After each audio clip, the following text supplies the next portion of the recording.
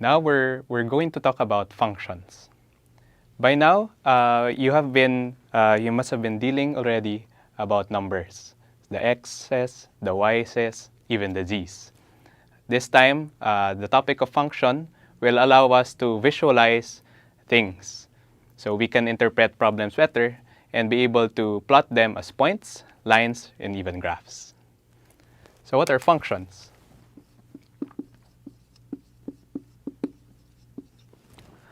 Functions can be thought of as like machines. You have an input and an output.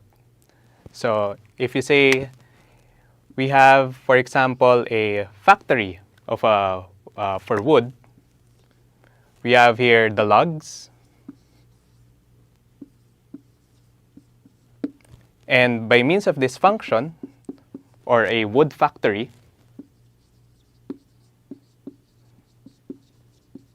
the logs that we place into the machine comes out now as various food products.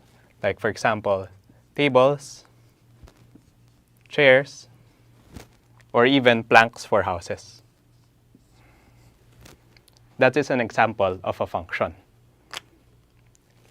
Let's take another example. Functions could also be thought as simple as, say, a blender. This is a common thing you find at home.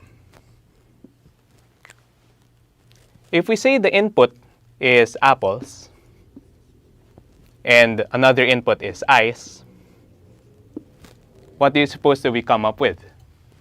We come up with an apple shake. So this is an example of an input. This is an example of an output. If we replace this fruit with, say, a mango, of course, we wouldn't be coming up with an apple shake. This will now be a mango shake. How is this now related to math?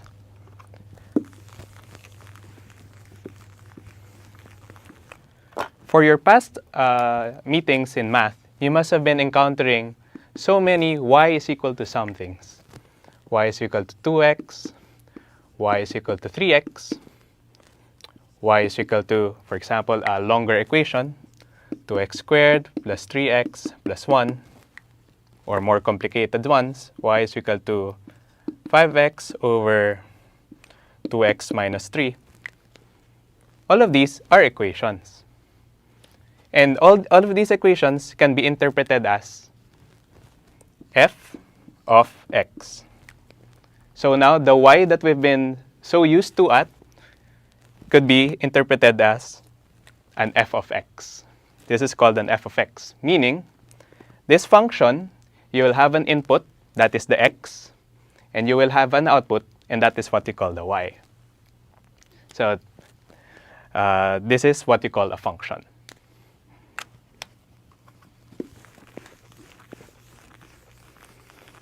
So let's take, for example, this equation. Y is equal to 3x plus 1.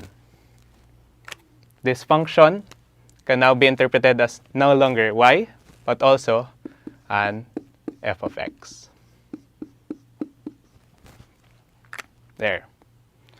Then, your books or your teachers could also be showing you other ways by which a function could be represented. This is one example of a functional notation. So our equation, y is equal to 3x plus 1, can be interpreted as f of x is equal to 3x plus 1.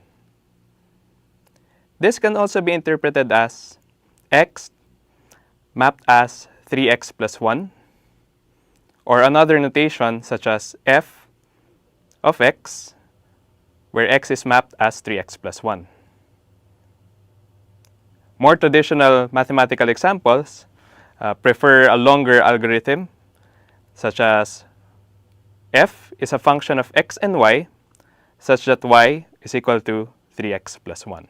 So given these two examples, y is equal to 3x plus 1, f of x is equal to 3x plus 1, one cannot help but ask, how can we distinguish now if an equation is a function. There is a huge difference.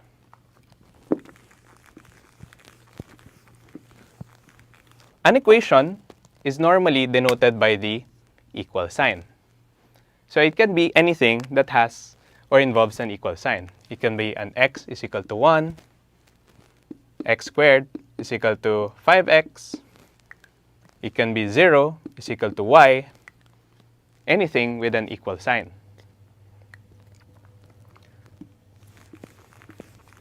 How can we distinguish this now with a function?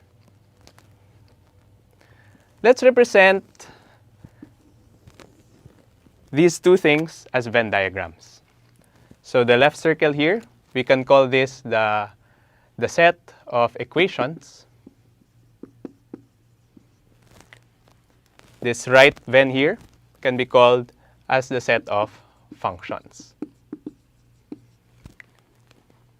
So a function, if we may go back, is any equation that has an input and you have an expected output.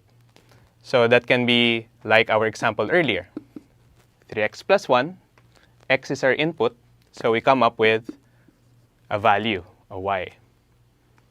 The inputs are not restricted to just one variable. They can be consisting of 3 variables.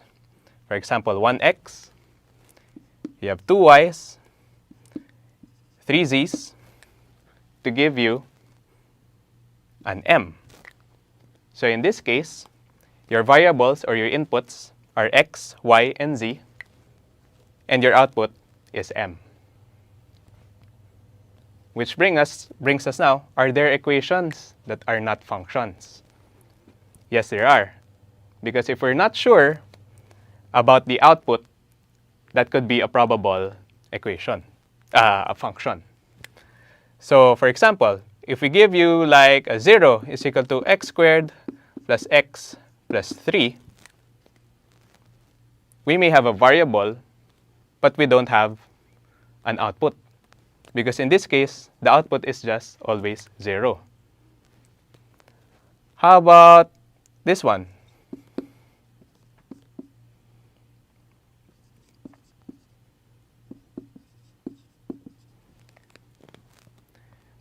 This is a more complicated math, but with this example, there are no unique values for any one of these.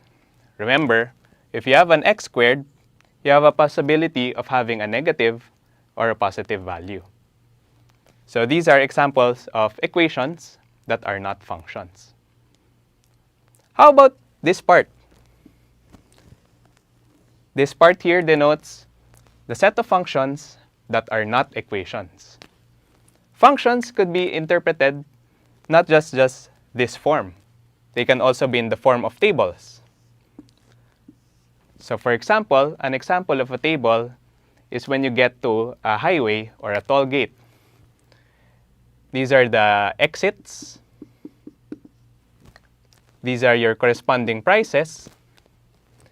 You may have exited at, say, kilometer 5, kilometer 15, and kilometer 20.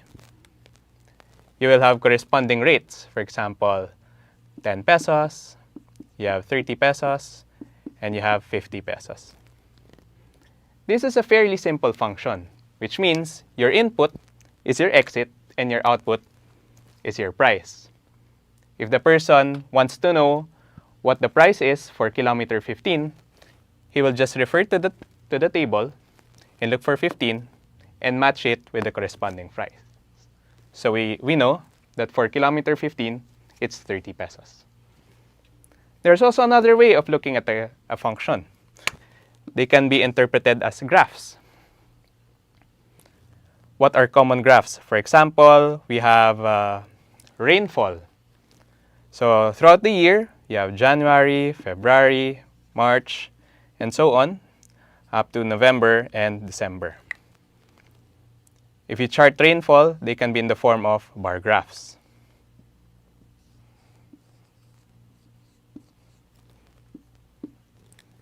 Matched with corresponding rainfall readings, with this crude graph, we can say that the input are the months and the output is the level of rainfall.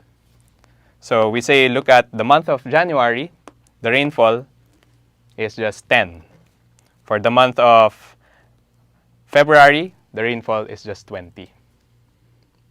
They may appear so simple, but these are already examples of functions. So functions are different from equations, such that functions give you unique values for your outputs.